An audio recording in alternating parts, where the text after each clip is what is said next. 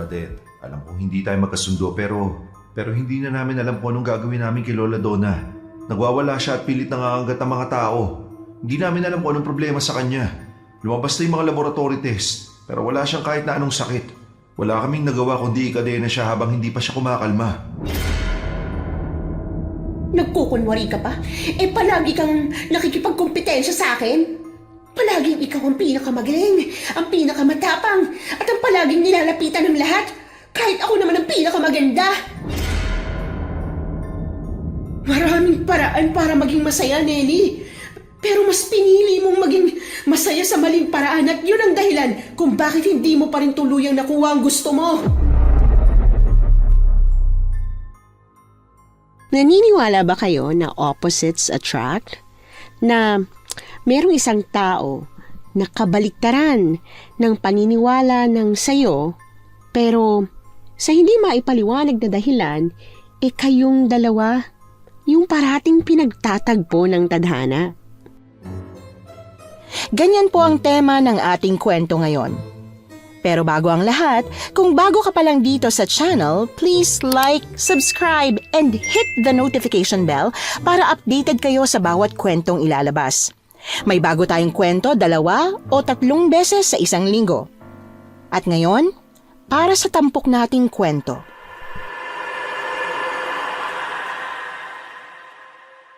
Naranasan nyo na bang makatagpo ng isang taong sobrang taliwas ng paniniwala kesa sa inyo? Yung tipong kahit anong subok nyong intindihin ang isa't isa, pilit kayong hindi nagtutugma. Sa kwento ko pong ito, ibabahagi ko sa inyo ang tunay na kahulugan ng opposites attract. Magandang araw po, Miss Anne. Ako nga po pala si Badet, isang albularyang galing pa sa maliit na sityo ng Guimaras, at ito po ang aking kwento. Ate Badet! Nasa likod mo ang asbo! Ubus ng bawang ko! Akin na yung sibat! Heto ate! Saluin mo! Ang taas ng hagis mo, kainis ka! Nasalo mo naman eh. Dalihan mo na. Papalapit na siya. Ay! Pasaway kang aswang ka! Hindi mo ako matatalo! Eto sa'yo! Ang galing talaga ng ate ko. Sa wakas, natapos na rin natin yung trabaho. Woo! Grabe. Nagutom ako sa labang yun ah. Alam mo kung ano masarap na kainin pagkatapos sa madugon labanan? Sopaw! Yon! Gusto ko po yung asado ha. Sige ba? Tara na. Gutom na ako eh. Teka. Saan nga pala tayo nagparada ng motor?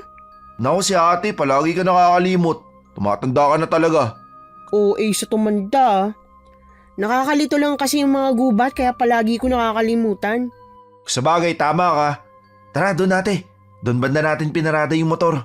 Bilisan nating umuwi. Kailangan mo pa pumasok sa school bukas.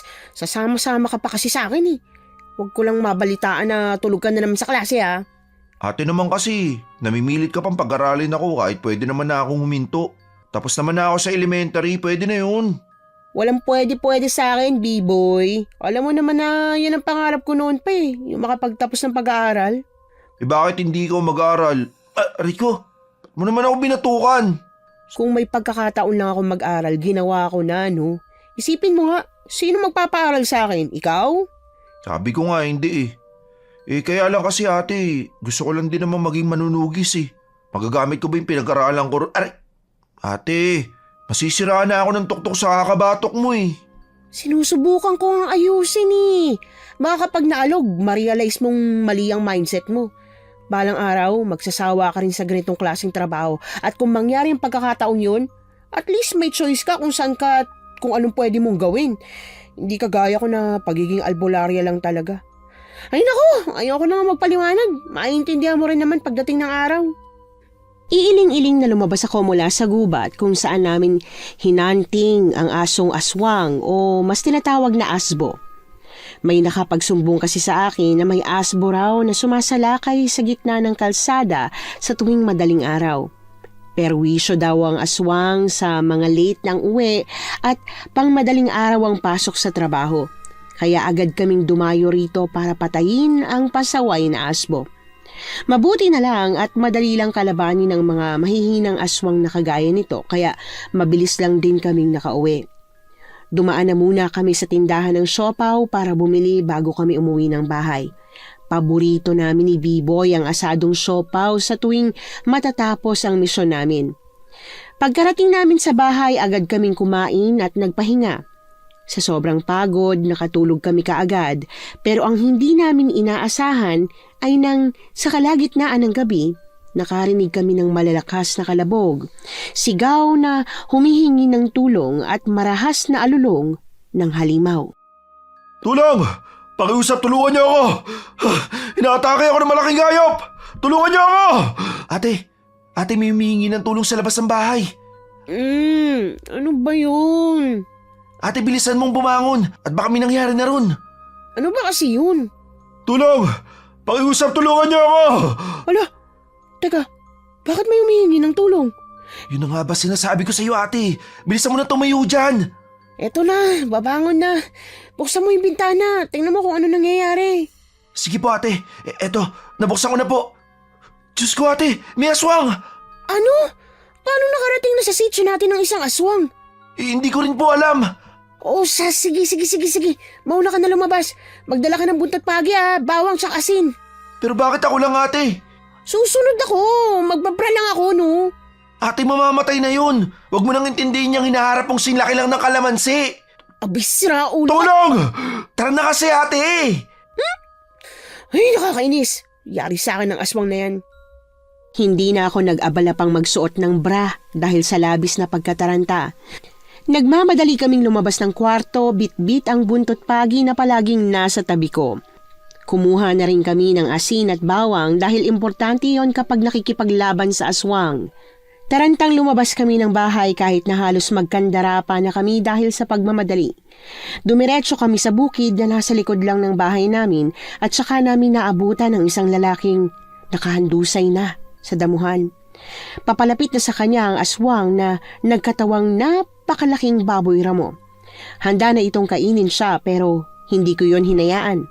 Agad akong tumakbo palapit. Saka ko hinampas ng 3 beses ang ulo ng baboy ramo. Napaatungal ito ng malakas saka umatras. Ate, sugatan siya. Ano, kaya mo ba siyang buhatin? Ilayo mo na siya rito. Papatayin ko na muna tong aswang. Ang laki ng katawan niya. Hindi ko mabuhat. Pero itong aswang... Ate, sumusuka na siya ng dugo. Ay, Diyos ko. Buisit. Tumatakas na yung aswang, Ate, unahin na muna natin siya. Baka mamatay ito. Sige na. Tara, tutulungan kita. Teka nga. Ba't ang bigat niya? Aray ko! Diyos ko, bato-bato ang katawan. Ipapasang ko ang isang braso niya sa balikat ko. Sa kabila ka, ate. Sige, teka. Tara na. Sino ba kasi to? At bakit nandito siya sa bukid kahit na madaling araw na? Hindi ko rin mamukhaan, ate. Mukhang dayo eh. Ay, bilisan na nga natin. Sana walang mga biktimang iba yung aswang na yun. Sabihan natin yung mga taga-sityo natin na mag-ingat. Lalo na sa bukid at may ganitong nangyari. Sasabihan ko sila kagad bukas na bukas rin. Andito na tayo, ate. Bubuksan ko na ang pinto. Ay, kailangan magamot natin siya agad. Ang dami niyang sugat. Malalim din tong nasa tagiliran niya. Kaya nagsuka siya ng dugo eh. Kaya nga, ate. Ang lakas ng loob ng aswang na yun para dito pumunta. Hindi siguro nun alam na may albulareng nakatira rito. Itong unang pagkakataon na may nakapasok na aswang dito sa sitio natin sa loob ng ilang taong naging albularya ako. Teka, ihiga natin siya dito sa mahabang upuan. Bilis! Ang bigat niya. Wala, ate. Gwapo, Lo, nabading ka na ba ngayon, B-boy? Kunin mo yung mga panggamot ko dun sa loob ng kwarto. Talagang napansin mo pa yung itsura niya imbis na yung mga sugat, La, bating agad. Hindi ba pwedeng namangalang at nainggit? Huwag ko lang malaman-laman na bading ka. Ito na nga, ate. Kukunin ko na yung panggamot mo. Baka mamaya kung saan pa makarating yung mga sinasabi mo eh. Napangisi ako sa naiinis na tono ni B-Boy pagkaalis niya. Alam ko namang hindi siya bading. At totoo naman din ang sinabi niyang gwapo itong lalaking iniligtas namin. Puno siya ng sugat sa katawan. Kahit nga ang mukha niya ay hindi nakaligtas. May kalmot siya sa kaliwang pisngi at may pasarin sa noo. Nakakaawa ang itsura niya. Ngayon lang ako manggagamot ng ganito kalubhang mga sugat. Pag-angat ko ng suot niyang damit, nakita ko ang mga pinsala sa katawan niya. Nangingitim na ang mga yon. Ibig sabihin, may kamandagang aswang na muntik nang kumain sa kanya. B-boy, bilisan mo. Kailangan ko ng gamutin to. Ito na ate! Ito na! Uy, grabe ang ganda ng katawan niya ate ah. Ganyang katawan yung gusto ko eh. Yung may abs. Ganitong katawan o gusto mo yung ganitong lalaki? Sa ate talaga. Ikaw, hindi ka ba namamanga sa katawan niya? Tomboy ka yata talaga eh. Hindi ako namamangha sa abs niya. Ganitong katawan ni Badong na araw-araw nakabalandra sa labas ng tindahan ni Aling Anali. Oo nga no. Ate, construction worker naman si Kuya Badong. Kaya ganun talaga yung katawan niya. Batak. Kaya lang, ganda nga ng katawan. Baho naman. Di uso yung tawa sa kanya eh. Hoy, napakalaitero nito. Tulungan mo na nga lang ako linisin yung mga maliliit niyang sugat. Ate, kawawa siya. Hindi ba dapat sa hospital na natin siya dalhin? Dami niyang tama oh. Hindi to magagamot ng mga doktor sa ospital. May kamandag na sa katawan niya eh. Akin na yung alcohol dyan. Lilinisan ko na muna yung sugat niya. Ikaw din, tulungan mo na ako. Sige po ate. At saka kapkapan mo. At baka sakali na makahanap ka ng ID na pwede nating malaman kung sino siya at kung taga saan siya. Sinimulan na nga naming gamutin ang binata. Pinunasan ko ng alkohol ang mga maliliit na sugat at binuhusan naman yung tagiliran niyang medyo malaki ang tama. May pasa siya sa may sikmura kaya siguro nagsuka siya ng dugo. Akala ko dahil sa sugat niya sa tagiliran. Pagkatapos punasan ng alkohol, naghiwa ako ng luyang dilaw at pinatong sa mga sugat niya para masipsip ang itim na kamandag na unti-unting kumakalat sa katawan niya. Mabuti na nga lang at naagapan pa dahil kung nagtagal paniguradong patay siya. Ate, teka, tingnan mo oh. Doktor pala siya. Nakita ko sa wallet niya ang ID niya. Ha? Wala, patingin nga ako niyan. Abat oo nga no. Anong ginagawa ng isang doktor sa maliit na sitio natin? Pero di ba po magandang senyalis yan? May doktor na napadayo rito. Ang daming nangangailangan ng doktor sa sitio natin eh. Oo nga, napakalayo kasi ng health center at hospital. Kailangan pang tumawid sa gubat tapos tatawid pa ng ilog. Kawawa talaga tayo ate. Kahit pagpapaanak, si Aling Lourdes yung gumagawa. Ganun talaga eh. Hindi na tayo pinapansin ng gobyerno kaya wala tayo magagawa. Mabuti na lang nandito ka ate no. Mas magaling ka pa kaysa sa doktor eh. Tignan mo, nawala na yung kamandag. Nasipsip na ng luyang dilaw. Pero aaminin ko na hindi lahat ng sakit kaya kong gamutin. Hindi naman ako kagaya ng ibang albularya na pilit kinakaya ang lahat kahit cancer. Yan ang gusto ko sa'yo ate. Ayos na po ba itong si Doc ate? Pwede na kaya tayo matulog? Ayos na siya. Tatakpan ko na lang tong sugat niya sa tagiliran ng halamang gamot. Pagkatapos, pwede na tayo matulog. Dito na lang ako matutulog sa sala ate. Magbabantay ako para kung sakali mamagising siya, may tao siyang makita. Mabuti pa nga. Teka, kukuha na ako ng halamang gamot dun sa likod ng bahay ah. Matapos kong kumuha ng mga halamang gamot, agad kong tinapal yun sa sugat ng binatang nagngangalang Zandro. Yon ang pangalang nakalagay sa ID niya kaya imposible namang hindi yon ang pangalan niya. Pagkatapos natulog na kami at nagising na lang nang tumilaok na ang manok. Nang magising ako, narinig kong nag-uusap na sila sa labas kaya dali-dali din akong bumangon para tingnan sila. Ate, gising ka na. Gising na rin to si Doc. Magandang umaga miss. Pasensya na sa nangyari kagabi. Nalaman ko dito sa kapatid mo na kayo ang nagligtas sa akin. Maraming salamat pala. Walang problema. Hindi naman pwedeng pabayaan ka na lang namin dun sa bukid eh. Ang galing mo manggamot ah. Malinis at maayos ang pagkakalinis sa sugat ko. Doktor ka rin ba? Hindi mo sinabi, B-boy. Albularya ako, hindi ako doktor. Albularya. Faith healer. Magaling din pala manggamot yung mga kagaya nyo.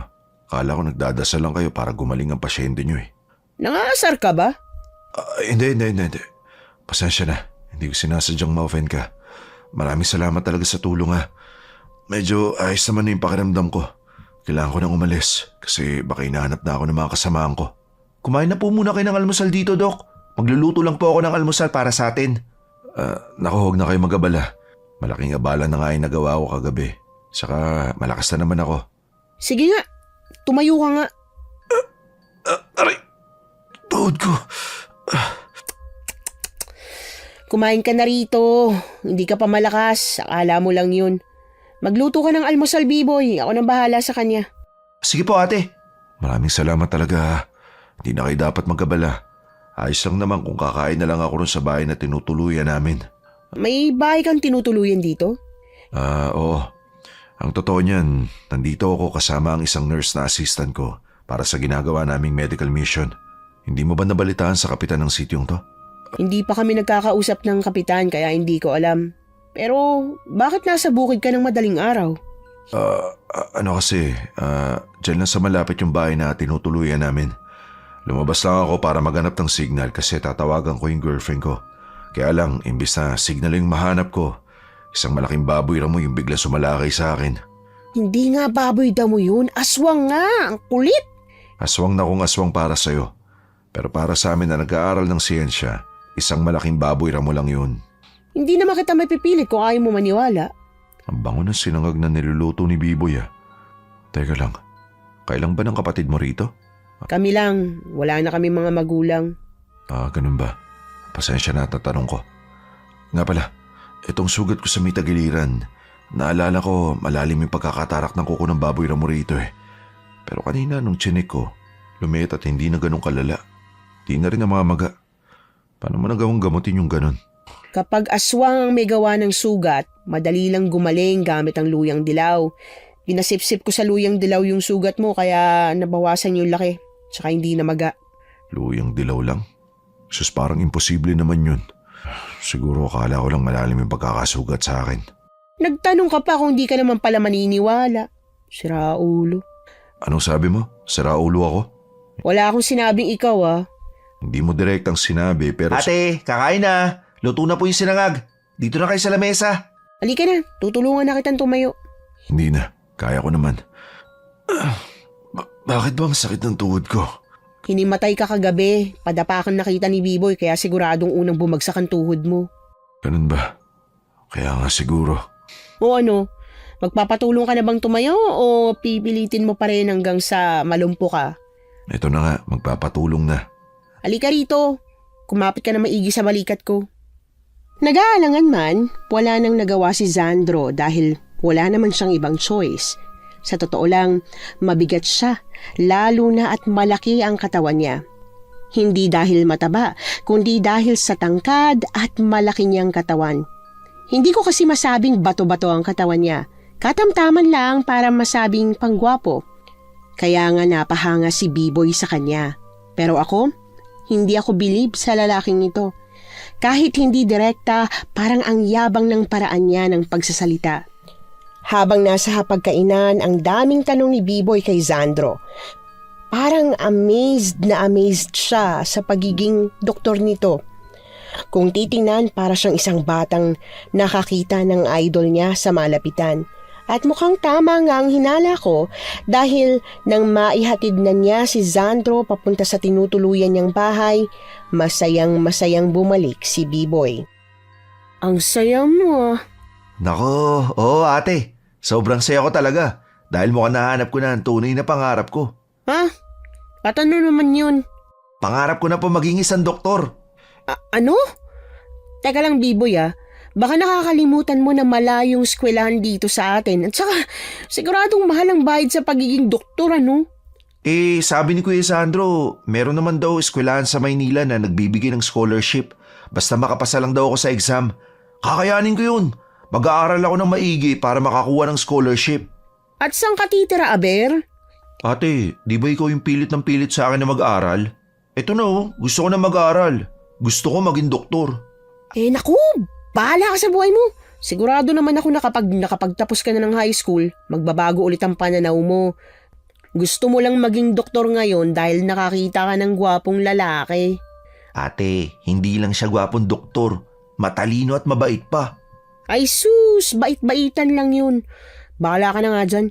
Kailangan ko na umalis at baka huli na naman akong makarating sa bukid. Alam mo naman si Lola Donna, mabait yun sa akin pero pagdating sa oras ng trabaho, ay nako, stricto kung stricto. Sige po ate, mag-aanda na rin ako pumasok sa eskwelahan. Napapailing akong lumabas ng bahay at saka naglakad patungo sa bukid ni Lola Donna. Si Lola Donna ay ang pinakamayaman dito sa sitio namin. May-ari siya ng malaking bukid kung saan nagsasaka ang nanay at tatay ko. At dahil pareho na silang patay, ako nang pumalit sa kanila. Mabait si Lola Donna sa akin, lalo na at lumaki kami ni Biboy na halos kasama siya palagi. Sa sobrang bait niya nga sa akin, binigyan niya ako ng pinaglumaang motorsiklo ng anak niya. Para daw kapag may pupuntahan akong gagamuting pasyente o kaya lalaban ng aswang, madali kong mapupuntahan. Pagkarating ko sa may bukid, kaagad na akong nag-umpisa sa pag-aani ng mga kamote. Ide-deliver na kasi itong mga kamote sa kabilang bayan at mas maganda kung makakarami pa ng may de-deliver para mas malaki ang kita. Oh, Badet! Natapos na ba kayo sa paghali ng mga kabote? Nag-text sa akin kanina yung maghakot. Maya-maya lang daw darating na sila. Opo Lola. Ayos na po lahat. Tinatali na lang namin itong mga sako. Ay, very good. Ay, siya nga pala. Pwede mo ba akong samahan sa sentro mamaya? Wala kasi akong makakay na sasama sa akin eh. Sige po, wala pong problema. Pero ano po bang gagawin niyo doon? Napalitaan ko kasi na may doktor daw na dumating dito sa atin. Ilang buwan ko nang iniinda tong sakit sa duhod ko kaya baka pwedeng ipa-check up ko na ito. Ang layo pa ng ospital 3 oras ang biyahe mula rito kaya magandang may dumating na doktor, hindi ba? Ganun po ba? Sige ho, wala pong problema. Ikaw, baka gusto mong magpa-check up. Ang balita ko, gwapo raw yung doktor. Nakilala ko na po sila. Talaga?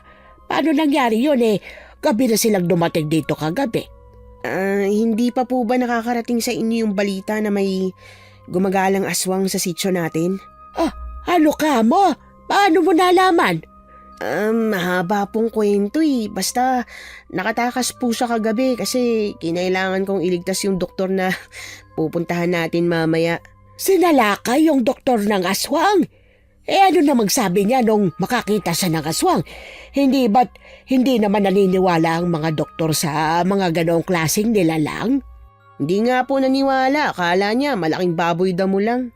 Teka, mabuti at hindi kayo nag-away Tsaka, hindi ba naapakan ng pagkaalbularya mo? Hindi naman po Alam niyo naman po ang mga paniniwala ko May mga bagay na nagagamot ng siyensya at may mga bagay na hindi rin sakop nun. Doon po ako sa hindi nila sakop. Alam ko po ang boundary ko. Mabuti kung ganon. Mabait ka talaga, Badet. Mukha lang palaging galit. Siya, samahan mo ako mamaya pag natapos ng magakot ng mga magde-deliver, Katulad nga ng napag-usapan namin ni Lola Donna, dumiretso kami sa sentro ng sitio para makapagpa-check up siya kay Zandro. Sa totoo lang, paulit-ulit kong sinasabi na wala akong duda sa mga doktor na nag-aral ng siyensya. Naniniwala ako sa mga sakit na hindi ko kontrolado pero ewan ko ba? Nakaramdam pa rin ako ng tampo kay Lola Donna dahil hindi siya nagsabi sa akin ng sakit na nararamdaman niya. Kung tutuusin, alam niya na pwede ko siyang rekomendahan ng halamang gamot na pwede niyang inumin. Pero hindi lang siya nagtanong sa akin. Medyo nakakapantampo lang. Pero kahit na ganon, nire-respeto ko naman ang gusto ni Lola Donna. Saglit lang kaming naglakad hanggang sa sentro. At nang makarating, nakakabigla na marami ang nakapila. Kaya kinailangan din naming pumila dahil kahit naman si Lola Donna ang pinakamayaman sa baryo namin, hindi siya tinuturing na priority. Kahit senior pa siya, kailangan niya pa rin pumila. May mas marami pa rin kasing mas malalalang sakit at emergency kaysa sa iniinda niyang sakit sa tuhod. Badet, anong ginagawa mo dito? Sinamahan ko si Lola Donna. Ganun ba? Oo, ikaw? Anong ipapacheck up mo? Parang ayos ka naman Hindi porke nakikita mong maganda pa rin ako, ayos lang talaga ako. Wala naman ako sinabing maganda ka. Nagtatanong lang. Sinasabi mo bang hindi ako maganda? Hindi ako nagsabi niyan Ang tanong ko kung anong ipapacheck up mo. Ikaw ba ang doktor para magtanong sa akin? Tsaka, hindi ba dapat ikaw ang gumamot kay Lola Donna kasi isa kang albularya? Magaling ka naman. Tsaka, malaki naman ang tiwala niya sa'yo. Kaya bakit magpapacheck up pa siya sa isang doktor? Ba't inaano ba kita at bakit inaaway mo ko? Badet, tama na yan. Huwag mo na siyang patulan. Kasi Lola, napaka-ano niya eh. Sinong next? Ako lang next. Tingnan mo lang. Inirapan pa ako. Pabayaan mo na nga. Ganyan talaga si Nelly. Takot malamangan ang ganda kaya kapag may kaharap siyang maganda, inaaway niya. Lola Donna naman eh. Galing mo pong pumawi ng inis ah. Siyempre, ako pa. Pero, ano po kaya ipapacheck up ni Nelly, no? Baka ipapacheck up niya yung kaartehan niya. Siguro nga po. Teka, bakit sila tumatayo? Saan sila pupunta? Ang mabuti pa, puntahan mo lang para malaman mo. Lola naman, ba't ko gagawin yun? Umamin ka nga. Curious ka sa doktor na yan, ano? Hindi mo kasi maitatangging pogi talaga. Hindi po ako sa kanya curious, no? Kay Nelly ako curious at kung bakit siya magpapacheck up. Tingnan mo, Lola. Pumasok sila sa loob ng bahay. Pwede ba yan? Siguro may ipapakita siya sa doktor na hindi dapat makita ng iba. At ano naman po kaya yun? Alam ko na. Baka may pigsa siya sa puwet. Si Raulo ka talagang bata ka. Pero baka nga. Ayan na, lumabas na po sila, Lola. Ang bilis naman yata. Ay bakit? Sa tingin mo ba, bubulat-latin pa ng doktor ang pigsa niya? Hindi po! Lola naman, ba't parang bastos naman ang pagkakatanong niyo? Nako, wala akong ibang ibig sabihin ha. Next na po. Oh, next na raw ako. Alina po kayo, Lola. Teka, tulungan mo akong tumayo at grabe ang sakit ng tuhod ko kapag biglang tatayo. Ay, madali pang maglakad kaysa tumayo mula sa pagkakaupo eh. Sige ho, tutulungan ko po kayong tumayo ng dahan-dahan. 1, 2, yeah. Ayan, masakit pa rin po ba? Oo, pero hindi talaga kagaya kung gaano kasakit kapag tatayo ako. Makakalakad po ba kayo? Abayo naman, masakit lang ang mga tuhod ko, pero hindi pa naman ako nalumpo. Sige ho, tara na. At lumapit na po tayo kay Doc. Lola, nahihirapan po ba kayong tumayo? Mas mabuti po siguro kung wag na po muna kayong tumayo, ha? Naku, oo nga eh. Mabuti at sinabi mo, Dok. Uupo na sana ako eh. Ano po bang nararamdaman nyo, Lola? Sumasakit ang mga tuhod ko. Kapag naglalakad naman ako, hindi naman ganun katindi ang sakit. Pero kapag mula sa paghiga o kaya mula sa pagupo, nako, ang hirap bumangon. Bukod po ron, may sumasakit pa po ba sa inyo? Wala naman. Hindi pa rin ako nagpapacheck up sa hospital at may kalayuan dito sa amin eh. Yun nga po ang problema kaya dumayo pa kami rito. Ang mabuti pa po, ibibipi muna kayo nitong nurse ko para malaman natin kung normal pa po ba, ha? Sige, Dok. O ikaw, magpapacheck up ka rin ba? Hindi ba't naman ako magpapacheck up? Normal naman ako. Sungit mo naman, Miss Albulari, ha?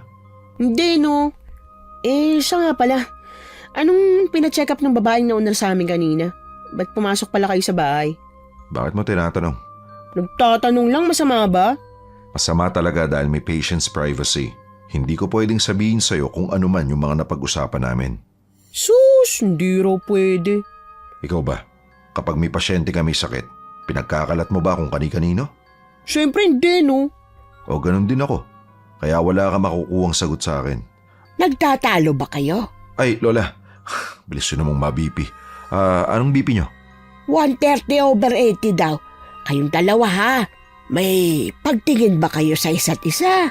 Wala Mandiri naman po kayo, Lola Donna. Nang dahil sa nakita ni Lola Donna na pagtatalo namin ni Doc Zandro, panay tuloy ang panunukso niya sa akin na habang pabalik kami sa bahay niya. Hindi ko na lang pinansin, lalo at hindi naman totoo. Hindi ako magkakagusto sa isang kagaya ni Zandro na sarado ang utak pagdating sa mga bagay na pinaniniwalaan ko, kahit pa sabihing gwapo siya. Ilang araw ang lumipas at naging maayos naman ang lahat. Wala akong nabalita ang inatake ng aswang dahil binalaan din namin ng mga tao na huwag munang lumabas ng bahay kapag alanganing oras na. 1 linggo ang matuling lumipas. Habang abala kami sa pag-aalmusal, isang balita ang natanggap namin. Nakakapagtakang hindi na bumalik yung aswang. Natakot po siguro sa'yo, ate. Alam niya, kilala ka bilang magaling na albularang manunugis eh. Imposibleng wala siyang pakay sa pagpunta niya rito bukod sa kumain ng tao. Mas maraming pwedeng mabiktima sa ibang baryo eh. Kaya, bakit dito? Diba? Tanong mo nga yung sarili mo. Sus, wala namang nabiktima ate, pabayaan mo na. Baka naligaw lang at hindi rin alam na may pwedeng humuli sa kanya rito. Hindi porke wala siyang biniktima, pwede na nating pabayaan. Ang aswang, aswang yan at mambibiktima yan. Hindi man dito sa sitio natin pero pwede niyang gawin sa iba. Sabagay, tama ka ate. Okay, paano yan? Kailangan ba nating hulihin yung aswang? Paano nga natin mahuhuli kung hindi natin alam kung nasaan? Tsaka na lang siguro natin problemahin kapag nalaman na natin ate. Ikaw naman oh. Hindi ko lang maiwasang mag-isip eh. Ay, ganito yata talaga kapag albularya. Teka, may kumakatok sa pinto. Buti pa, buksan mo na muna yun. Oo nga no. Sino naman kaya yun? Ang aga-aga. Puntahan mo na at baka emergency. Sige po ate. Badet! B-boy! Oh, Lola Donna, anong nangyari at ang aga niyo naman pong napabisita dito? May ibabalita ako sa'yo. Dali! Po, ano naman pong balita yan? Hindi niyo na lang ako hinintay sa bukid. Nako, hindi na ito makakapaghintay pa. Nag-hysterical na si Nelly dahil sa biglaang pagkawala ng nanay niya. Ano po? Nasa si Nelly ngayon? Nandun sa bahay niya, pilit siyang pinakakalma ni Doc. Ha? Si Doc Zandro ang nagpapakalma sa kanya? Paano nangyaring siya nagpapakalma kay Nelly? Nasa sentro pang bahay na tinutuluyan niya. Hindi ko rin alam eh. Basta pagdating ko ron, iyak na siya ng iyak at nahihirapan ng huminga. Kinakabahan kasi ako, Badet. Hindi ba't ang sabi mo, may gumagalang aswang dito sa sityo natin? Paano kung kinuha na pala siya ng aswang? Sige ang mabuti pa, puntahan na natin. Pero ate, hindi pa tayo tapos mag-almusal eh. Di ubusin, madali lang yan. Ate, oy ate, baka naman mabulunan ka niyan. Huwag mo ipasok lahat sa bibig mo. Ate! Walang nagawa si B-Boy nang sunod-sunod kong ipasok ang sinangag sa bibig ko. Pagkatapos ay uminom ako ng tubig at nilunok yon kahit wala nang nguya-nguya pa. Hindi naman ako nabulunan dahil sanay akong ganito, lalo na kapag may emergency. Pero si B-Boy, palagi akong sinasaway. Nang matapos na akong kumain, dali-dali akong sumama kay Lola Donna. Sinabihan ko si B-Boy na huwag nang sumunod at maghanda na para sa eskwelahan bago kami tuluyang umalis. At nang makarating na nga kami sa bahay ni Nelly, kaagad napataas ang kilay ko. Paano ba naman kasi? Nakahiga ang ulo ni Nelly sa mga binti ni Zandro habang pinapaypayan siya nito. Anong gagawin ko? Wala nang nanay ko. Saan ba siya nagpunta?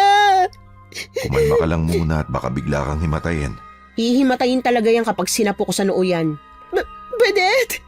Tumayo ka nga dyan, parang tanga. Iyak ka ng iyak imbis na hanapin yung nanay mo. Ano ba pakialam mo? Tsaka, sino bang hindi iyak kapag nawala ng nanay Ikaw nga. Iyak ka rin ng iyak nung namatay ang nanay mo Namatay na bang nanay mo para iyakan mo ng ganyan, ha? Ha? Ano? Hindi ko alam. Paano ko namatay na pala siya? Tumayo ka muna dyan at kailangan kitang kausapin ng masinsinan para mahanap natin ang nanay mo. Bakit? Mahanap mo bang nanay ko? Albularyo ka lang Hindi ka taghahanap ng mga nawawalang tao. Bakit parang kung magsalita ka ayaw mo nang mahanap ang nanay mo? Ano? Ba't sumasobra ka na? Badet, huwag ka naman ganyan magsalita. Isipin mo naman kung ano nararamdaman niya ngayon. Alam kong nakakatuliro talaga ang mawalan pero hindi pa naman sigurado kung patay na ba o hindi dahil wala naman tayong nakitang bangkay, di ba? Kung gusto nating mahanap siya, kailangan humanap tayo ng paraan. Hindi yung umiiyak siya na parang tanga dyan. Nakahiga pa talaga siya sa hita mo. Di ba may girlfriend ka, Dok? Ano na lang sasabihin ng girlfriend mo kung may humihiga sa hita mo na ibang babae? May girlfriend ka, Dok? May girlfriend ako. Ngayong alam mo na, huwag kang panay ang landi dyan kay Doc. Ang mabuti pa, unahin mong isipin kung paano hanapin yung nanay mo. Ano ba magagawa ko para mahanap ko siya? Ikaw ang anak niya, kaya siguradong alam mo kung saan siya madalas pumunta. Pinuntahan ko na at kinausap pati yung mga kaibigan niya pero wala. Hindi ko siya nahanap doon. Bago siya nawala, ano ba nangyari? Baka naman nag-away kayo.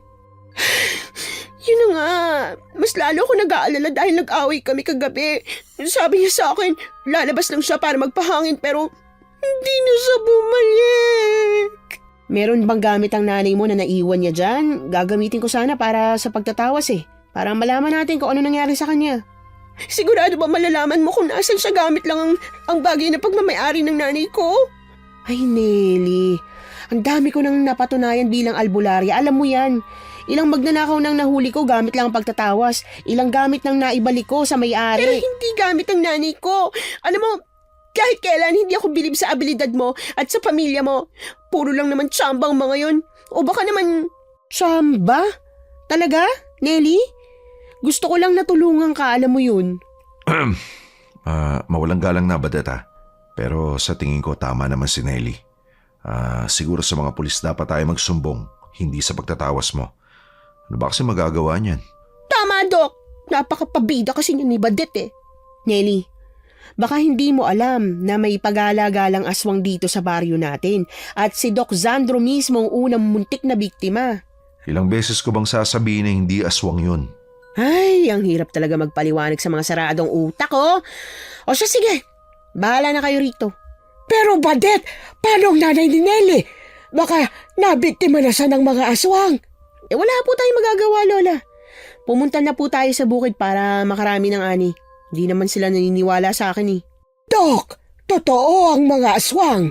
Tara na ho, Lola Donna. Huwag na po kayong mag-aksaya ng laway dyan. Naiintindihan ko ang kagustuhan ni Lola Donna na tulungan si Nelly sa paghahanap sa nanay niya, lalo na't kaibigan niya ito. Pero pinaliwanag ko rin kay Lola Donna na hindi kami pwedeng tumulong kung tinatanggihan. Sa kabilang banda, hindi ko maiwasang magduda sa kinikilos ni Nelly. Kilala siya sa pagiging paawa, maarte, at gagawin ang lahat makuha lang ang gusto niya. Imbis na intindihin pa, nagtrabaho na lang ako maghapon sa bukid. Nabalitaan kong sinamahan pa nga ni Doc Zandro si Nelly sa barangay para i-report ang pagkawala ng nanay niya. Ipinagkibit-balikat ko na lang yon at pilit ipinagsawalang bahala. Pero kahit anong pilit ko, talagang gumugulo pa rin ang isip ko. Ate! Huy, ate! Yoo! Ate! Nakikinig ka pa ba sa mga sinasabi ko? Ate! Aha? Ano bang sinasabi mo?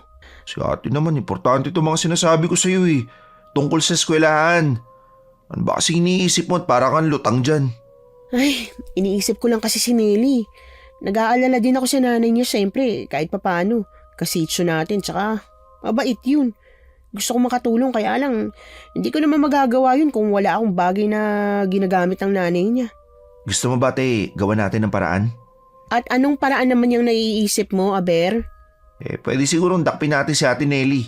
Pagkatapos, sapilitan nating hinga ng gamit ni Aling Narda. Parang magandang gawin yan Pwede siguro mamayang madaling araw natin siya dakpin? Ate, biro lang Anong biro sinasabi mo dyan? Seryoso ako. Ate naman Ikaw kasi alam mong seryoso ako, magbibiro ka ng ganyan. Ngayon, takot ka rin palang gawin. Pero seryoso ate, ang pwede nating gawin, puntaan natin yung bahay nila. Tapos kahit sa labas lang, kumuha tayo ng gamit nila. Tulad na lang ng walis tingting na ginagamit niya. Di ba, pwede naman yung kasi nahawakan niya. Personal na gamit ang kailangan ko, B-boy. Paano kung ginagamit din ni Nelly yun kapag nagwawalis? Hindi epektibo ang hindi personal na gamit. Ganun ba? Kala ko naman pwede. Sayang.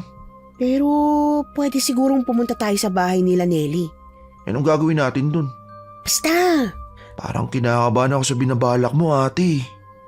Nginisihan ko si B-Boy na agad nagpakaba sa mukha niya. Kilalang-kilala niya ako bilang may isang salita na kapag sinabi ko, talagang ginagawa ko. Kaya wala siyang nagawa ng pagdating nga ng hating gabi. Lumabas kami para pumunta sa bahay ni Nelly. Kadalasan nakasara na ang ilaw ng lahat tuwing ganitong oras sa sityo.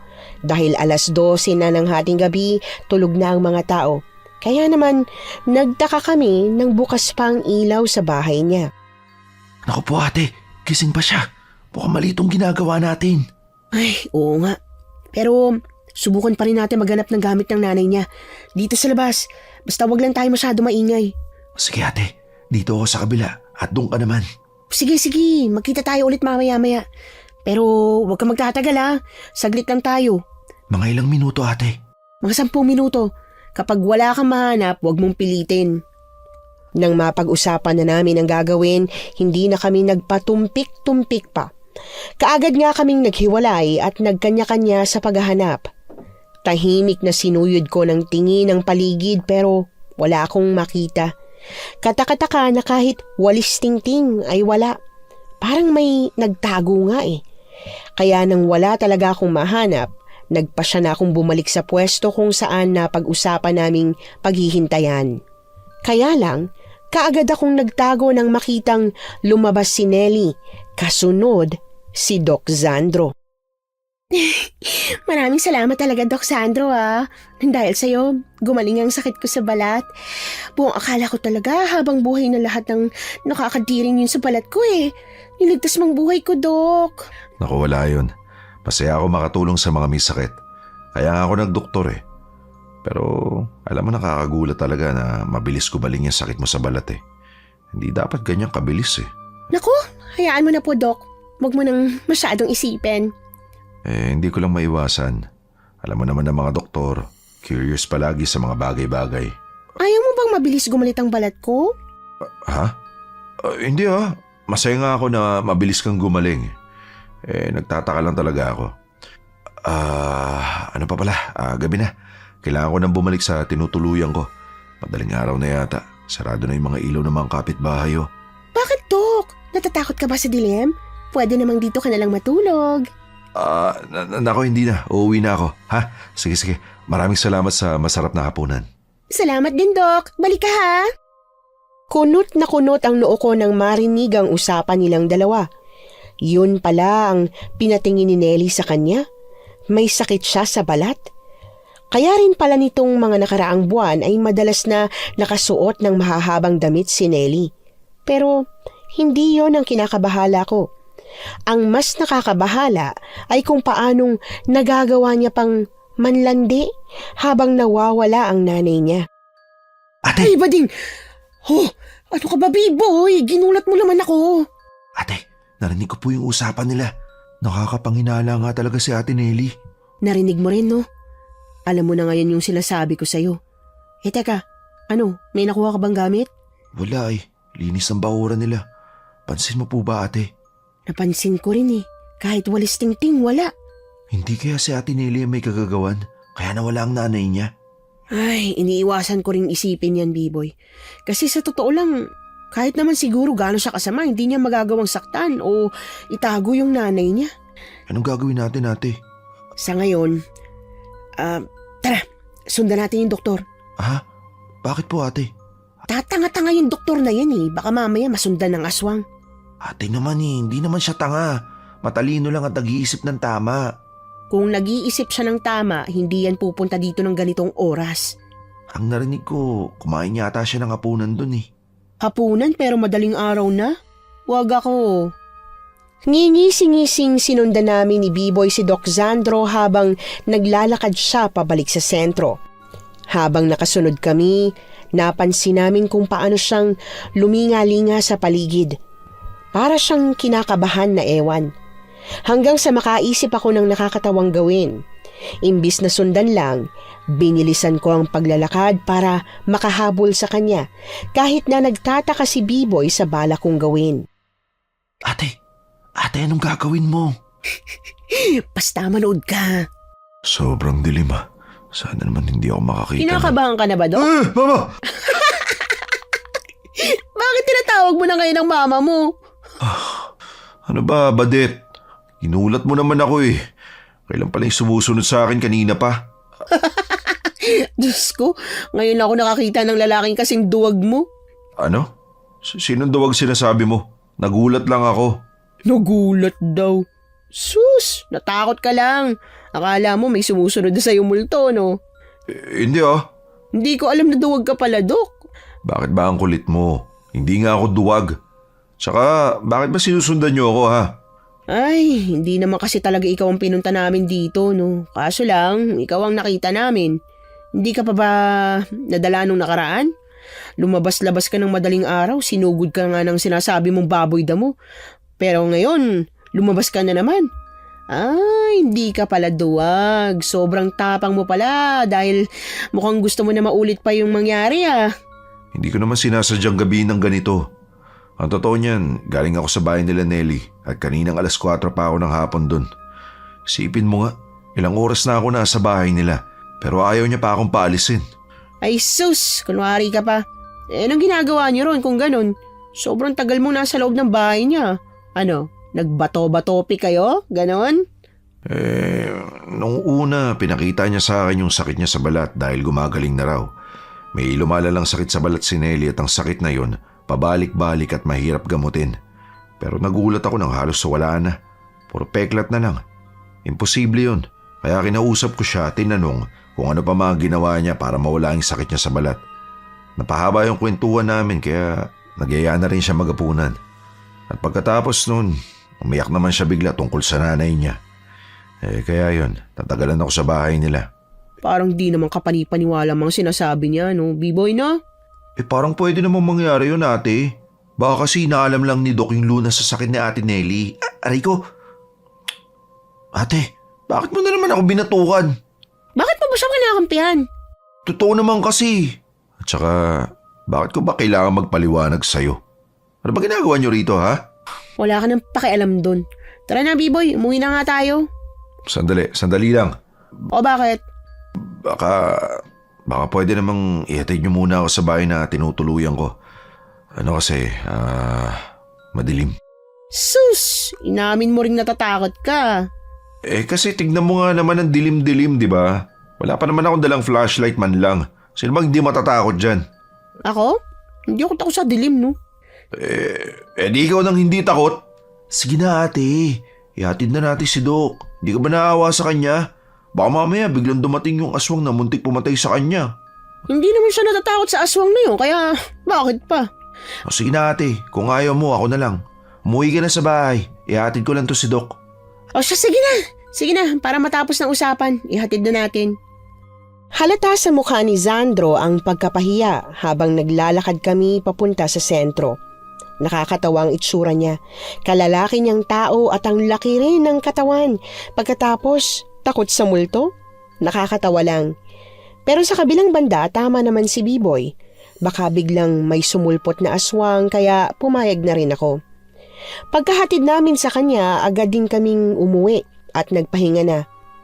At dahil sa pagpupuyat namin, nakatulog ako ng mahimbing. Hindi pa ako magigising kung hindi pa may biglang dumating na kapitbahay. Kinatok ang bahay namin at pinarating sa akin ang balitang sinugod daw ni Doc Sandro si Lola Donna sa ospital. Hanggang sa bigla na lang may isinugod na kapitbahay sa bahay namin. Ate, bilisan mo, nagwawala na siya. Hirap na silang hawakan. Ano ba kasing nangyayari? Bakit nagwawala ang pasyente? Hindi ko rin alam ate. Pero ang sabi ni Aling Narda, parehong-pareho daw yung nangyayari sa anak niya sa nangyari kay Lola Donna. Ano? Teka, ito na. Dala ko na yung panggamot ko. Diyos ko, ano ba nangyayari sa kanya? Patingin nga ako ng mga mata niya. Hawakan mong ulo niya, B-boy. Ito na ate. Teka, kumakawala siya. Hawakan mo na maigi. Diyos ko, nayanggaw yan. Nayanggaw?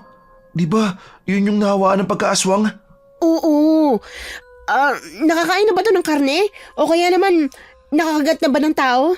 Hindi raw po ate. Pero kumain siya ng buhay na kambing. Kaya nga dinala rito dahil parang nag-hysterical na. Mabuti na lang at may isang bote pa akong nakahanda para sa pangalis ng yanggaw. Eto, hawakan mong maigi yung magkabilang pisingin niya, B-boy. Paiinumin natin siya dito para maisukan niya yung nakain niyang pangyanggaw. Bilisan mo ate, ang lakas niyang pumalag. Oo, eto na. Pagkapainom ko, takpan mo agad yung ilong niya para mabilis niyang malunok. Kaagad ko ngang pinainom ng matapang na sukang pula na may halong sile at luyang dilaw ang anak ni Aling Narda. Marami-rami ang natapon dahil sa sobrang likot nito pero nagawa pa rin niyang makalunok. Ilang saglit pa, natigil siya sa paglilikot at ang sumunod na nangyari ay sumuka naman ito ng sumuka. Pero dahil hindi kami handa, sa sahig siya nagkalat. Lumabas ang mga puting buhok na may halong itim na likido mula sa suka nito. Hanggang sa tuluyan siyang nanghina at napaupo sa sahig. Nang matapos ang panggagamot namin sa anak ni Aling Narda, inakala naming siya lang ang nayanggaw. Pero nagsunod-sunod ang dinadalang pasyente sa akin. Pare-pareho ang sakit nila, pare-parehong nayanggaw. Nataranta kami sa kakagawa ng gamot at sa panggagamot. Ni wala na nga akong panahon para tawasin sila para malaman kung sinong may gawa nito sa kanila. Dire-diretso na ang panggagamot hanggang sa biglang dumating ang nurse na kasama ni Doc Sandro. Bit-bit nito ang cellphone niyang dekipad at sinabing gusto daw akong makausap ng boss niyang doktor. Hello? Bakit? Abala ako rito. Badet, alam kong hindi tayo magkasundo pero hindi na namin alam kung anong gagawin namin kay Lola Donna. Nagwawala siya at pilit nangangagat ang mga tao. Hindi namin alam kung anong problema sa kanya. Lumabas na yung mga laboratory test pero wala siyang kahit na anong sakit. Wala kami magawa kundi kadena siya habang hindi pa siya kumakalma. Ano? Teka lang, marami ka parehong nangyayari kay Lola Donna. Sunod-sunod ang pasyente ko rito. Kung iiwanan ko sila, baka kung ano nang mangyari. Ang mabuti pa, ikaw na munang gumawa ng gamot para kay Lola Donna. Badet, doktor ako. Hindi ako gumagawa ng gamot. Kaya mong gumawa ng gamot. Bilisan mo at marami pa akong pasyente. Humanap ka ng sukang pula. Haluan mo ng maraming sili at luyang dilaw. Yun ang ipainom mo sa kanya at isusuka niya yung pangyanggaw na nakain niya. Teka lang, sigurado ka ba dyan? Suka lang ipapainom ko sa kanya? Bakit ka pa nagtatanong sa akin kung hindi ka naman pala nagtitiwala? Pero anong scientific explanation? Bahala ka! Marami pa akong pasyente. Gamutin mo si Lola Donna. Huwag mong hayaang makakain niya ng tao at talagang malilintikan ka sa akin. Narinig mo? Kaagad kong binabaan ng tawag si Sandro at binalik ang cellphone sa nurse niya. Natataranta na nga ako, nang inis pa talaga siya. Gusto niyang humingi ng tulong sa akin pero ayaw naman niyang maniwala. Aba, bahala siya. Alam ko naman na kung matataranta sila at wala na talagang ibang paraan, gagawin niya ang itinuro ko sa kanya. Ginamot ko nga ang lahat ng mga taong nayanggaw sa baryo namin.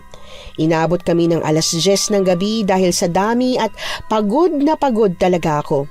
Hindi na ako gumagalaw sa pagkakahiga sa upuang kahoy habang tulala sa kisame. Marahas na bumuntong hininga si Biboy bago naupo sa tabi ko. Kung sino mang aswang ang may gawa nito, talagang, nakakainis, grabe. Ate, sa tingin mo ba, sino kaya yung aswang? Kailangan natin siyang tugisin. Sinabi mo pa, ate. Di ka pa nakakapagtawas eh. May listahan ako ng mga pangalan ng dumating dito sa bahay kanina.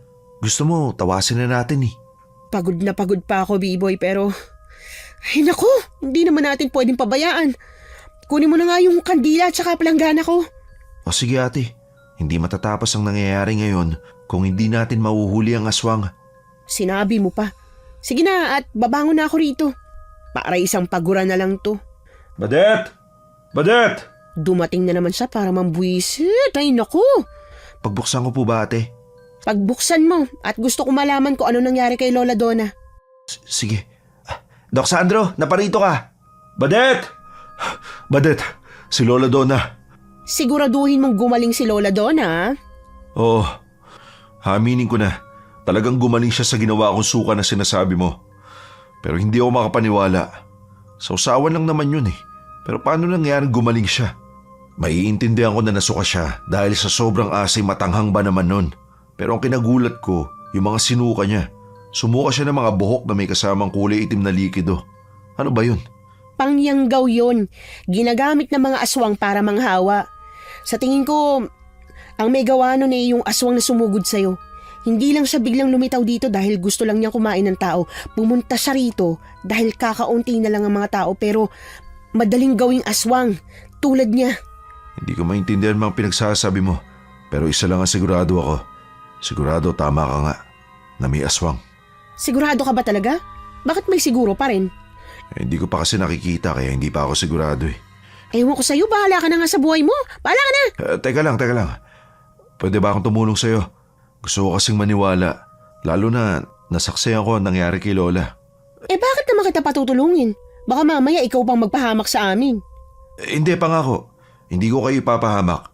Tutulong ako na maayos. Susundin ko kung ano papagawa mo sa akin. Talaga? At bakit mo naman gagawin yun? Kasi gusto ko maintindihan. Gusto ko malaman kung paano nangyari to. I mean, lahat may paliwanag. Hindi pwedeng wala. Paano kung pagkatapos ng lahat ng to, wala kang makuhang sagot? Paano kung walang paliwanag sa gusto mong malaman? Imposibleng wala. Lahat kayang ipaliwanag ng siyensya. O sige, kung yan ang gusto mo, walang problema. Ate, parang delikado to ah. Anong delikadong sinasabi mo dyan? Maganda nga to eh. Para malaman niya na hindi lahat kaya niyang ipaliwanag tulad ng mga aswang. Hindi ko alam kung dapat ba akong matuwa dahil gustong subukan ni Sandro na maniwala sa pinaniniwalaan ko. O maiinis dahil parang gusto niya lang patunayan na ako ang mali at siya ang tama. At dahil nandito na rin naman siya, hindi ko na muna siya pinaalis para ipakita sa kanya kung paano ako nagtatawas. Pinanood niya kung paano ako nagri-ritual. Dinasalan ko muna ang pangalan ng isa sa mga naging pasyente kanina bago ako nagpatulo ng kandila sa tubig. Mukhang babae ate ah. Babaeng maliit ang mukha at mahaba ang buhok. Hindi lang isa, dalawa sila. May matandang babaeng nakaakbay sa kanya. Ito oh. Oo nga po ate. Mukhang yun yung matandang babae na nag-uutos dito sa mas batang babae. Tama ka, B-boy. Saan? Wala naman akong makita. Nakikita ko lang kumpul-kumpul na wax ng kandila. Wala naman ako nakikitang tao. Mas mukhang tae. Aray ko! Ba't mo ako binatukan? Ay, mas mukha kang tae. Halika rito, tingnan mo maigi. Ayan, kita mo yung mga hugis na yan? Diyan nabubuo ang imahe ng kung sino mang gumawa ng kabulastugan sa isang tao. Ngayon, kung hindi mo nakikita, tanga ka. O bakit naging tanga ako? Eh basta, gusto ko lang. Kung kukontra ka na, dito pa lang, umatras ka na. Ay, hindi no? Oo nga, may nakikita na ako. Dalagang babae tapos matanda. Talaga? Nakikita mo? We, saan banda dyan yung dalagang babae? Ayun oh. Hindi yan. Gitna nila yan. Ay naku, Sandro. Ewan ko ba naman sa'yo, bahala ka. Basta kapag napahama ka dahil sa mga maling paniniwala mo, di ikaw lang din naman ang may kasalanan. Okay, pasensya na. Hindi ko kasi maiwasang magkomento dahil nga, alam mo na. Pero simula ngayon, iisipin ko na muna kung ano sasabihin ko. Mabutit nagkakaintindihan tayo. O, ngayong tapos na kami, baka pwede namang umuwi ka na at magpapahinga na kami. Sobrang dami namin ginamot ngayong araw. Pero gabi na. Gabi na talaga nang dumating ka rito, no? Anong gusto mo? Ihatid ka pa namin sa sentro? Baka mamaya may aswang pala dyan sa labas eh. Akala ko ba hindi ka naniniwala sa aswang? Ay, sige na nga. Bigyan nyo na lang ako ng panlaban sa aswang ha. Diba, may ganun yung mga albularya. Ewan ko ba kung bakit kailangan ko pa makipag-usap sa'yo. O siya, B-boy, bigyan mo siya ng asin at bawang. Sige po ate. Asin at bawang? Makakalaban ba sa mga aswang yun? Huwag ka mag-alala. Classic na panlaban ng aswang yan. Hindi ka bibiguin ng bawang at asin. Pero, hindi ba talaga pwedeng ihatid nyo na lang ako? Pagod na nga kami, hindi ka ba naaawa? Walang nagawa si Sandro nang bigyan na siya ni B-boy ng bawang at asin. Halos bumunghalit ako sa tawa dahil sa itsura niya. Nakakatawang halos ayaw niya pa rin paniwalaan ng mga aswang na kahit nakita na niya, nag-alangan pa rin siya pero takot naman at parang baklang duwag. Baka nga mas matapang pa sa kanya ang bakla. Nag-aalala din naman ako na baka may aswang sa labas pero siguradong hindi tanga ang aswang na may kagagawa nito na bigla siyang susugod sa gitna ng nangyari. Kaya ang ginawa ko, pinanood ko siya sa bintana habang para siyang tangang lakad-takbo sa gitna ng dilim. Ate, hindi ba parang ang sama mo para paglaruan siya ng ganyan? Hindi ko siya pinaglalaroan totoo naman na ayaw niyang paniwalaan ng mga sinasabi natin, di ba? Gusto niyang subukang maniwala pero pilit niyang sinisiksik sa utak niya na hindi ka panipaniwala ang mga nangyayari. Sabagay ate, tama ka naman dyan. Ano sa tingin mo? Gusto mo pa rin bang maging doktor kagaya niya? Gusto ko pa rin po ate.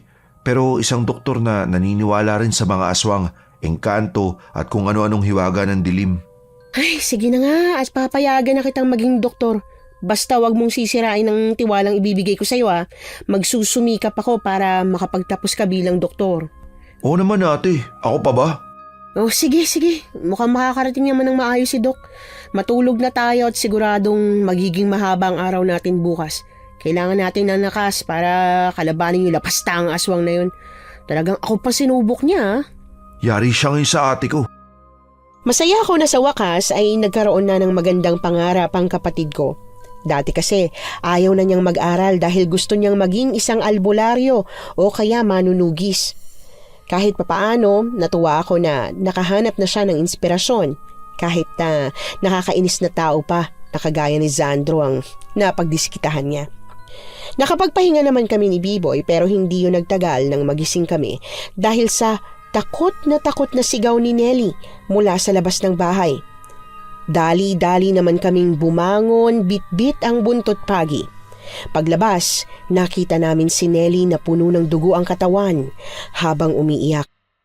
Nelly, ano nangyari? Bakit puro dugo ka? Badet, tulungan mo ako.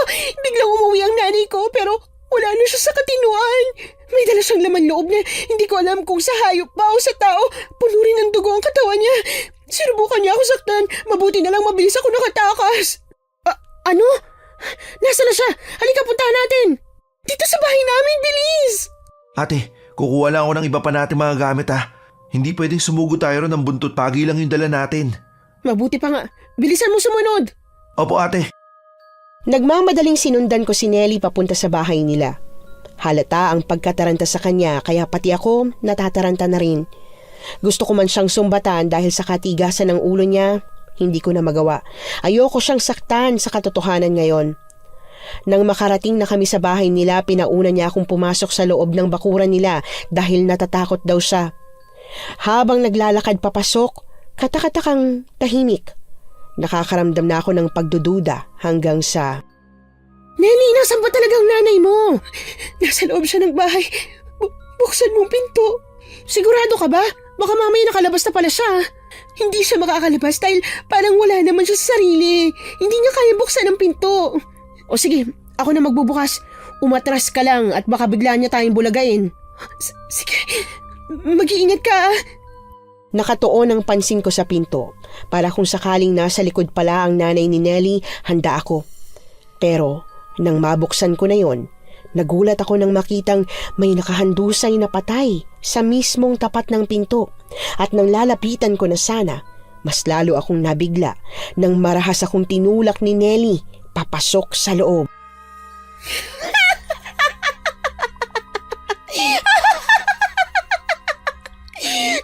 Talaga palang tatanga-tanga ka, Badet. Ang galing kong umarte, ano? Nelly, ano ibig sabihin nito? Ang ibig sabihin nito, matatapos ng pangingialam mo sa plano namin ng kaibigan kong mananambal na aswang. Nakakainis ka eh. Imbis na mapuno na namin ng aswang ang sityo, panay ka pangingialam. Buwisit kang albularya ka. Hetong nababagay sa'yo. Huwag mo ko saktan, Nelly. Hindi ikaw to. Hindi mo dapat ginagawa to. Ako to, Badet. Mas pinalakas lang kesa sa'yo. Kasunod ng paghalakhak niya ay ang pagsugod niya sa akin. Hindi ko inasahan na biglang magbabago ang mukha niya. Kumulubot ang mukha niya, namula ang mga mata at humaba ang dila. Agad siyang pumaibabaw sa akin at kinalmot ang mukha ko. Pinilit kong lumaban sa kanya. Sinuntok ko ang mukha niya at tinadyakan ng kanyang tiyan. Mabilis siyang lumayo sa akin at mukhang nakaramdam na siya ng epekto ng suot kong anting-anting bilang isang albularya. Pero talagang matapang siya. Sa pagkakataong ito, inilabas niya naman ang mahaba niyang dila at sinubukang gamitin yon na parang kutsilyo. Pero imbis na tumama sa tiyan ko, nakaatras ako mula sa kanya. Kaagad akong yumuko sabay hablot ng buntot paging tumalsik nang itulak niya ako sa sahig. Kaya nang susugod na siyang muli, madali ko siyang nahampas gamit ang buntot pagi. Wala ka pala eh. Hindi mo pala kayang lumaban ng walang gamit na kahit na anong pangontra. At ikaw, anong dahilan mo para magpahawa ka bilang aswang, ha? Nelly, hindi ka pinanganak na aswang at alam na alam ko yan. Wala ka nang pakialam kung ano man ang gusto kong gawin sa buhay ko. May pakialam ako dahil kapitbahay kita na halos buong buhay ko nung nakasama. At buong buhay ring karibal. Anong pinagsasasabi mo? Anong karibal? Nagkukunwari ka pa? Palagi kang nakikipagkompetensya sa akin? Palaging ikaw ang pinakamagaling, ang pinakamatapang, at ang palaging nilalapitan ng lahat, kahit ako naman ang pinakamaganda. Sira pala talagang tuktok mo eh. Sino ba nagsabing nakikipagkumpetensya ako sa'yo? Ikaw ang may gustong makipagkumpetensya nang hindi man lang ako sinasabihan. Sana sinabi mong magkakumpetensya tayo, hindi yung nambibigla ka. Kunwari ka pa. Ako talagang niloloko mo? Ang yabang mo naman. Mayabang talaga ako. Sino bang hindi yayabang kung ang sa bibig mo na mismo nang galing na akong pinakamagaling at pinakamatapang? Buwisit ka talaga! Aling mananambal! Patayin mo ng buwisit na babaeng to! Hindi ako handa nang bigla na lang may tinawag si Nelly. Mula sa isang saradong pinto sa likod ko, biglang lumabas ang isang aswang na baboy damo. Yung aswang na sumugod kay Sandro. Bigla niya akong sinuwag na naging dahilan para humandusay ako sa sahig. Sa lakas ng pagkakasuwag niya sa akin, wala akong nagawa sa sobrang tindi ng sakit ng likod ko. Tuwang-tuwa si Nelly, lalo na nang nasugatan ako ng baboy ramo gamit ang pangil nito. Wala akong dalang kahit na anong panlaban bukod sa buntot pagi, kaya wala akong nagawa kundi ang gumawa ng ibang paraan. Nang susugod na sana ulit ang aswang, gumulong ako at dinampot ang unang nahawakan ko. Buong lakas kong inihampas ang basahan sa mukha ng baboy ramong aswang at swerteng natakpan ang mga mata niya. Pero habang abala ang aswang sa pag-alis ng basahan, si Nelly naman ang sumugod sa akin. Nagtulakan kami. Pilit niya akong sinusubukang saktan hanggang sa mahulog kami sa pintuan. Nasaan na ba kasi si Biboy? Siguradong hindi na makakarating ang kapatid mo rito. Ano ibig mo sabihin? Patay na siya, Badet. Pinatay na siya ng mga kaibigan kong bagong yanggaw. At sino may sabi sa'yong patay na ako? Biboy! Mana ako sa'yo, ate. Hindi basta-basta namamatay. Mauuna ka pa kaysa sa amin. Nabuhayan ako ng loob nang maghagi siya ng maraming asin. Kaagad yung tumama sa katawan ni Nelly na nagmeet siya ng pagkasunog ng kanyang balat. Nagmamadali siyang umalis mula sa ibabaw ko at sinubukang pagpagin ang katawan niya. Hindi! Ang balat ko! Sinakripisyo ko ang nanay ko para lang maibalik ang kinis ng balat ko. Buisit kayo! Ibig mong sabihin, pinakain mo sa aswang na mananambal ang nanay mo para lang gumaling ka sa sakit mo sa balat? Wala ka nang pakialam, Nelly! Masahol ka pa kaysa sa aswang! Masahol na kung masahol! Basta't nakuha ko ang gusto ko! Pwes, pagsisisihan mong nakuha mo nga ang gusto mo, pero kapalit naman buhay ng nanay mo. Etong nararapat sa'yo!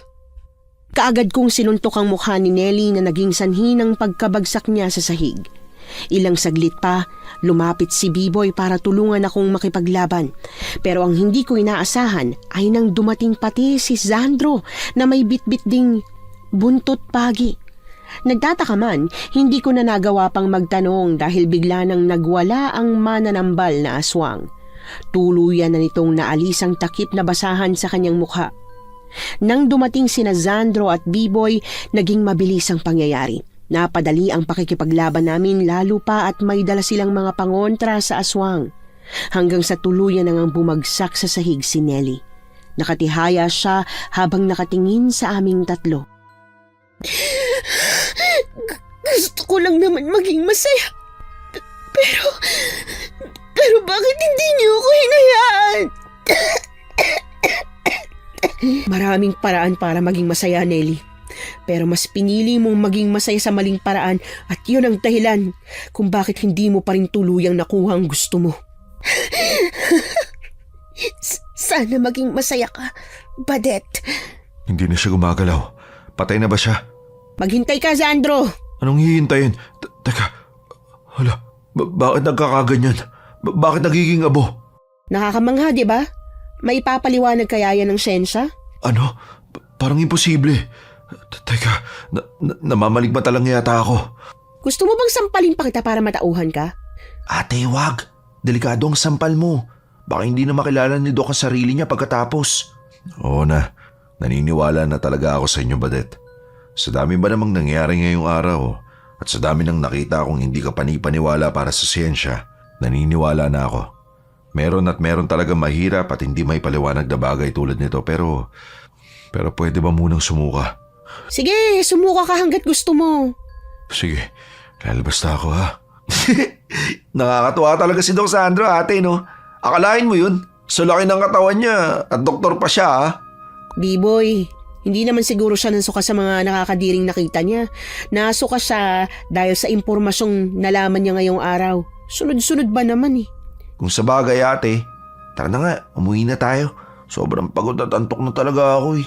Kung sana may tindahan pa ng siopaw kaso wala na. Sa mga ganitong pagkakataon na pagod kaming magkapatid dahil sa pakikipaglaban sa aswang, madalas talagang ang gusto naming kainin ay siopaw. Kaya lang, sarado na ang mga bilihan dahil inabot na kami ng madaling araw. Pagkalabas namin ng bahay ni Nelly, naabutan namin si Sandro na kakatapos lang sumuka. Namumutla ang mukha niya, halatang nahirapan siya. Sabi ko naman sa'yo, Doc eh, huwag ka na sumama. Ayos lang ako. Nasuka lang ako dahil sa pagkabigla. Pero ayos lang talaga ako. Walang problema. Teka nga pala. Paano nangyaring nakita kayong dalawa? Di ba, pinauwi ka na namin kanina? Nakatulog na kami't lahat, nasa labas ka pa? Tara, kukwento ko sa inyo habang naglalakad. Parang hindi ko na kaya magtagal pa rito kahit ilang segundo eh. Sige, simulan mo ng pagkukwento mo. Mayo na nga. Habang naglalakad ako kanina. Naglalakad o tumatakbo? Paano mo nalaman? Jesus! Sinilip ka namin kanina sa bintana. Tumakbo ka habang bitbit yung asin at bawang. Aasarin mo ba ako? Magkukwento pa ako. Hindi na kita aasarin. Pasensya ka na. Ano nga ulit yun nangyari? Yun na nga. Habang tumatakbo ako kanina pabalik sa tinutuluyan ko, napahinto ako sa bahay nila Nelly. Nakita ko may kinakausap siyang matandang babae. Sa loob ng ilang linggong pananatili ko rito, hindi ko pa nakikita yung matandang yun. Hindi rin naman pwedeng nanay niya dahil sobrang tanda na. Kaya napaisip ako, hanggang sa maalala ko yung sinabi mo sa pagtatawas mo, na dalagang may maliit na muka at isang matandang babae ang may kagagawa ng lahat. Tapos yun, babalik sana ako sa bahay niyo para ibalita yung nalaman ko, kaya lang nakita ko naman na palabas siya ng bahay, kaya kinailangan ko magtago. Sinundan ko siya hanggang sa makita ko nga na may mga kasama siyang aswang. Pinagtago niya sa likod ng bahay niyo bago siya nagsisigaw at humingi ng tulong. Hindi mo alam kung gaano ako kinabahan nun. Akala ko mauhuli ako ng aswang eh. Ibig sabihin, kaya pala kayo natagalan kasi nakipaglaban pa kayo sa mga aswang? Opo ate, etong si Kuya Sandro, sigaw ng sigaw na parang... Ang galing palang makipaglaban sa aswang nitong kapatid mo, no? Kahit patpatin, kayang-kaya niyang labanan yung mga bagong yanggaw. Pero ang nakakabilib ron, hindi niya pinatay. Ginamot pa namin yung mga yon. Bakit tinatakpan mo bibig niya? Wala. Wala pala, di bitiwan mo na. Ito na nga sabi ko eh. Baho ng kamay mo, Dok! Kadiri, amoy suka! Pasensya na. Ikaw naman kasi, di mo na kailangan ikwento pa sa ate mo yon. Kwento mo sa akin mamaya sa bahay, B-boy. Sige po ate. Naku, kung nandun ka, matatawa ka talaga. Sige, pagtulungan nyo na lang ako. Palibasa, hindi nyo naranasang mabigla dahil unang beses nyo makakita ng mga aswang. Sanay na kasi kayo eh. Huwag ka mag-alala, natutuwa lang naman si B-boy dahil nakita niya ang sarili niya nung unang beses niya rin makakita ng aswang. Ate naman eh, nilaglag mo na naman ako eh. Noong gabing yon, pinatulog na lang namin si Sandro sa bahay namin imbis na pauwiin pa sa tinutuluyan niyang bahay. Kinabukasan, umaga pa lang, nanggamot na ulit kami dahil may ilan pa palang natirang nayanggaw. Talagang inulit-ulit pala ni Nelly ang pangyayanggaw dahil gusto niyang lahian ng buong sityo. Gusto niyang ang lahat ng nandito ay kapareho niya para hindi siya nag-iisa. Hindi ako makapaniwala na gagawin yun ni Nelly sa sarili niyang ina. Pasaway lang si Nelly, maarte at mahilig makipagkompetensya pero hindi ko akalain na gagawin niya yun. Nagawa niya na po, Lola. At hanggang sa mamatay siya, parang hindi niya talaga pinagsisiyan. Hindi kaya nahipnotis mo siya nung mananambal? Hindi ko na po masasabi yan, Lola Donna. Pero ang masasamang mananambal kasi, kadalasan na talagang magaling silang manlilang ng tao para mapasunod nila. Pero may pagsisisi pa rin dapat sa huli. Ganun ba yun? Nako, siguro nga mali lang talagang pagkakakilala natin kay Nelly. Baka nga may itinatago talaga siyang sama ng ugali no? Yun po talagang naisip ko, Lola. Siya nga pala, napapansin kong simula nung gabing kinalaban niyo si Nelly at ang mananambal, nagiging malapit na kayo ni Doc Sandro sa isa't isa, ha? Paano ba namang hindi? Sunod-sunod sa akin ng doktor na yun. Parang hindi yata sapat ang napag-aralan niya sa siyensya. Gusto niya rin mag-aral ng pagiging albularyo. Naku, ewan ko. Parang hindi yata pagiging albularyo ang gustong aralin ni Doc eh. Parang ang gusto niya pag-aralang ibigin ka. Lola, kilabutan naman po kayo sa mga sinasabi niyo. Ano nakakakilabot? Nakakakilig ka mo. Ay sus, kunwari ka pa dyan, Badet. Ang gwapo kaya ni Doc Sandro. Imposibleng hindi ka man lang nagagwapuan sa kanya, ano? Oo nga po at gwapo siya. Pero ano naman, hindi porke gwapo siya, magkakagusto na ako sa kanya. Tsaka, may girlfriend po kaya siya sa Maynila. Girlfriend pa lang naman eh. Asawa nga, nasusunod pa. Girlfriend pa kaya? Ewan ko po sa inyo, Lola Donna. Bahala po kayo kung anong gusto niyong isipin. Basta, hindi ako magkakagusto kay Dr. Sandro. Sabi mo yan, ha? O talagang hindi. Huwag kang malulungkot kapag umalis siya sa susunod na linggo. Bakit po? Saan po ba siya pupunta? Ang sabi ng nurse niya, uuwi na raw sila ng Maynila dahil tapos na yung medical mission nila rito. Ganun po ba? Ay sus, nalungkot siya. Hindi ko na lang pinatulan ang pang-aasar ni Lola Donna sa akin. Kasi, sa totoo lang, tama rin naman siya na malulungkot ako kapag umalis na sina Doc Sandro dito sa sityo. Mahirap mang aminin, naging masaya din naman ang pananatili niya rito. Marami din akong natutunan sa kanya. May mga tinuro siya sa akin na paraan ng panggagamot na hindi ko natutunan sa mga magulang kong parehong albularyo. Katulad nga ng sinabi ni Lola Donna, talagang umalis sila Sandro. Nagpaalam siya sa amin at sinabing bibisita kung may pagkakataon. Pero sa totoo lang, hindi ko na inaasahan pa na gagawin niya yon. Hanggang sa isang araw, makalipas lang ang isang buwan, biglang may kumatok sa pinto ng bahay namin. Biboy, may kumakatok sa pintuan. Pagbuksan mo na muna at magbibihis pa ako. Opo ate, ito na! Sino ba kasi yun? Aga-aga pa. Ate, bilisan mo dyan. May espesyal kang bisita. Sino nga? Malalaman mo rin kapag lumabas ka na. Ito lang at lalabas na. Teka, Sandro? Bakit nandito ka? Di ba ang sabi ko sa'yo, bibisita ako kapag may pagkakataon? Eto na, bumisita na ako. Pero isang buwan pa lang yung nakakalipas simula nung umalis kayo ah. Sino kasama mo? Wala ako lang. Hindi ba pwedeng dumalaw rito kasi gusto ko lang? Tsaka may pagkakataon naman ako. Wala akong trabaho ngayon kaya nilaan ko yung araw na to para dumalaw rito. Bakit dito ka dumiretso? Kayo ni Bibo yung pinakamalapit sa akin eh. Si ate naman, hindi pa balata. Ikaw ang dinalaw niyang si Doc Sandro. Ako? Bakit ako? May kailangan ka bang halamang gamot para sa pasyenteng hindi may paliwanag na sakit? Oo. May kailangan akong gamot. Ganun ba? O sige, sabihin mo sa akin ang sintomas ng pasyente para malaman ko kung ano nangyayari sa kanya. Hindi siya makatulog ng maayos eh. Parang naglolo ko na yung pagtibok ng puso niya. Minsan bibilis ng gusto, parang sasabog na. Dapat ikaw ang gumamot sa kanya, hindi ko alam yan. Dok, tuwing kailan ba nagiging ganyan yung tibok ng puso mo? Yung tibok ng puso ng pasyente mo? Sa tuwing naalala niya yung isang babae. Nako, Dok, mukhang alam ko na ako ng sakit yan. Talaga? Anong sakit kung ganon? Love sick! Umamin si Sandro na may gusto siya sa akin, pero hindi ako kaagad naniwala. Ang alam ko ay may girlfriend siya sa Maynila at hindi ako tanga para maniwalang niloko raw siya nito kaya naghiwalay na sila. Pero talagang makulit si Doc Sandro. Binalik-balikan niya ako at pilit na nanligaw sa akin. Inabot siya ng 1 taon sa panliligaw hanggang sa tuluyan na akong bumigay. At nang matapos na si B-Boy sa high school, dinala niya kami sa Maynila para makapagpatuloy siya sa pag-aaral ng medisina. Sa totoo lang, Miss Anne, sobrang nahirapan akong mag-adjust sa pamumuhay sa Maynila. Pero hindi naman ako nag-adjust para kay Sandro. Nag-adjust ako para kay B-Boy na gustong-gusto talagang maging doktor. Ilang taon na rin ang nakalipas at naging doktor na nga ang kapatid ko. Pero bumalik siya sa sityo para doon namang gamot. Siguro po, hanggang dito na lang ang kwento ko, Miss Anne. Maraming salamat po sa pagbabahagi ng kwento ko sa YouTube channel ninyo. Sana, pwede ko pang ibahagi ang ibang kwento namin ng kapatid ko, lalo na nang nasa Maynila na kami. Pero sa ngayon, ito na lang po muna. Nagmamahal, Badet.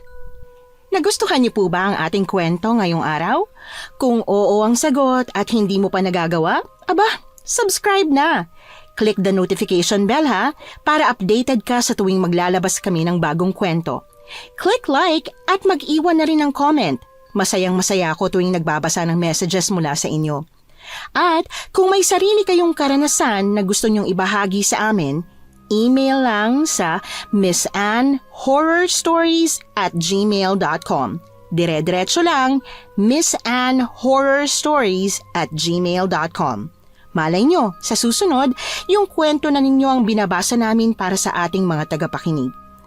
Hanggang dito na lang muna at maraming salamat sa inyong panonood.